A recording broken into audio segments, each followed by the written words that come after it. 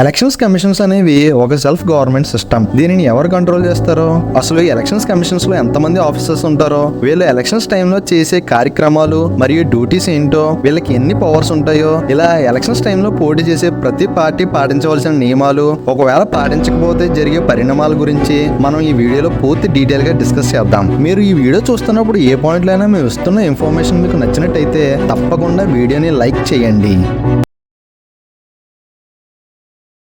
ఇండియాలో first general elections అనేవి 1951 నుండి 1952 మధ్యలో జరిగాయి. అప్పట్లో ఈ ఎలక్షన్స్ అనేవి సక్రమంగా ఎటువంటి గొడవలు జరగకుండా చూసుకునేందుకు సిఈసి అంటే చీఫ్ ఎగ్జిక్యూటివ్ కమిషనర్ గా సుకుమార్ సింగ్ గారిని నియమించారు. 17,30,00,000 మంది ఓటర్లు అప్పటి ఎలక్షన్స్ లో ఓటు వేసేందుకు వచ్చారు. ఫస్ట్ లో జరిగిన జనరల్ ఎలక్షన్స్ నుంచి 17th జనరల్ ఎలక్షన్స్ వరకు ఎన్నో మార్పులు జరిగాయి. ఇప్పుడు మనకి జరిగేవి 18th జనరల్ ఎలక్షన్స్. ఇక ఇండియన్ కాన్స్టిట్యూషన్ లోని ఆర్టికల్ 326 అనేది అమల్లోకి వచ్చింది. ఆర్టికల్ 326 అంటే యూనివర్సల్ అడల్ట్ ఫ్రాంచైజ్. దీని ఉద్దేశం ఏమిటంటే ఓటు హక్కు వచ్చిన ప్రతి ఒక్క పౌరుడు తన ఓటును ఉపయోగించుకోవాలి. రైట్ టు ఓట్ అనే నినాదంతో కూడా ఈ ప్రచారం జరిగింది. 1988 వరకు ఆర్టికల్ 326 ప్రకారం ఓటు వేయడానికి కనీసం వయసు 21 ఏళ్ల పైబడి ఉండాలి. అది 1988 తర్వాతి సంవత్సరం 61st అమెండ్మెంట్ యాక్ట్ ప్రకారం ఓటు వేసే వయసుని 21 ఏళ్ల నుంచి 18 ఏళ్లకు తగ్గించారు. భారతదేశంలోని ఎలక్షన్స్ ప్రాసెస్ అనేది ఎలక్షన్స్ కమిషన్స్ ఆఫ్ ఇండియాలోని అడ్మినిస్ట్రేటివ్ హ్యాండ్ ఓవర్ లోనే జరుగుతాయి. అందులో రాజ్యసభ, లోక్సభ,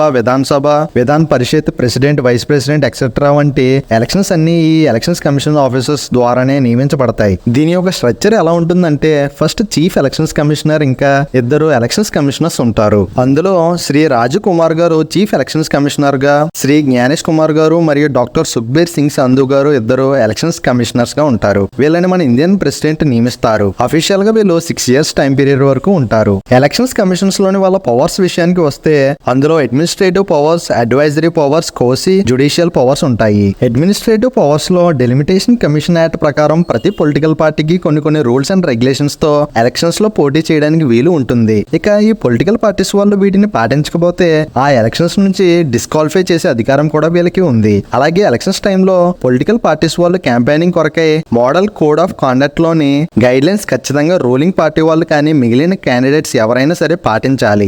అందులో స్పీచెస్ దగ్గర నుంచి polling day, polling booths, portfolio, elections manifestos, processions and general conduct వంటివి సెంట్రల్ అండ్ స్టేట్ రెండింటికి ఇవి ఎలక్షన్స్ టైంలో వర్తిస్తాయి. ప్రతి పొలిటికల్ మెంబర్స్ మరియు ప్రతి పొలిటికల్ పార్టీ లీడర్స్ ఇన్ఫర్మేషన్ అనేది క్లియర్ గా ఉండాలి. ఎందుకంటే ఓటు వేసే ప్రతి పౌరుడికి ఎన్నుకునే నాయకుడి గురించి ఖచ్చితంగా తెలియాలి. అలాగే వాళ్ళు ప్రచారం కొరకే వెళ్ళినప్పుడు అపోజిషన్స్ పార్టీ వాళ్ళు చేసిన తప్పులు, తీర్చలేని హామీల గురించి ప్రజలకి వివరించి చెప్పాలి. కానీ వాళ్ళ యొక్క పర్సనల్ లైఫ్ గురించి మాట్లాడే రైట్ ఏమాత్రం ఉండదు. వాళ్ళని తిట్టే హక్కు కూడా ఉండదు. ప్రతి ఒక్క క్యాండిడేట్ 28 లక్షల రూపాయల వరకు ప్రచారం కోసం ఖర్చు చేసే అవకాశం ఉంటుంది. అలాగే సివిల్ సర్వీసెస్ ఆఫీసర్స్ ని కూడా ఎలక్షన్స్ అబ్జర్వర్స్ గా, ఎక్స్పెండిచర్ అబ్జర్వర్స్ గా నియమించే అధికారం కూడా ఉంటుంది. Next one advisory powers. Elections commissions వాళ్ళు పార్లమెంట్ లో నుంచి ఏ మెంబర్ నైనా డిస్క్వాలిఫై చేయాలి అన్నా, తొలగించాలన్నా ప్రెసిడెంట్ కి అడ్వైజ్ ఇచ్చే అధికారం వాళ్ళకి ఉంటుంది. అలాగే స్టేట్ లెజిస్లేటివ్ అసెంబ్లీలోని మెంబర్స్ ని కూడా డిస్క్వాలిఫై చేయమని గవర్నర్ కి చెప్పే అధికారం కూడా ఈ ఎలక్షన్స్ కమిషన్స్ ఆఫీసర్స్ కి ఉంటుంది.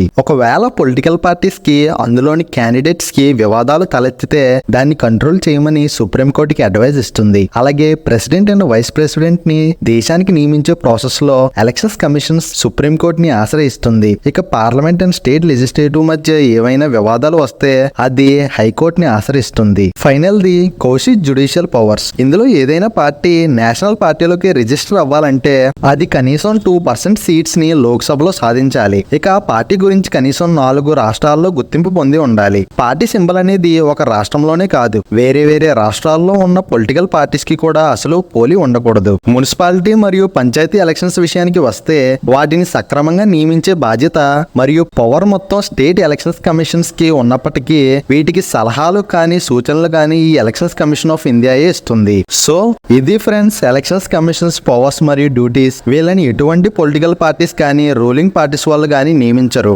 ఆఖరికి దేశ ప్రధాని అయిన మోదీ గారికి కూడా వీళ్ళని కంట్రోల్ చేసే అధికారం ఉండదు. ఇండియన్ కాన్స్టిట్యూషన్ ప్రకారం ఎలక్షన్స్ కమిషన్స్ అనేవి ఆటోనమస్ గా తన పని తాను చేసుకుంటూ ఉంటుంది. వీళ్ళు ఫాలో అవ్వాల్సింది కాన్స్టిట్యూషన్ లోని నియమాలు, అలాగే ప్రెసిడెంట్ ఇచ్చే సలహాలు. ఇది గవర్నమెంట్ కంట్రోల్లో ఉండదు కాబట్టి ఇది ఫుల్ ఫ్రీడమ్ గా ఉంటుంది. ఇక ఇందులో వివిధ రంగాలు నీలమై ఉన్నాయి. అవి కంట్రోలర్స్ మరియు ఐటో general CIG of Indian office, higher judicials అంటే హైకోర్ట్స్ మరియు supreme courts and union public service commissions.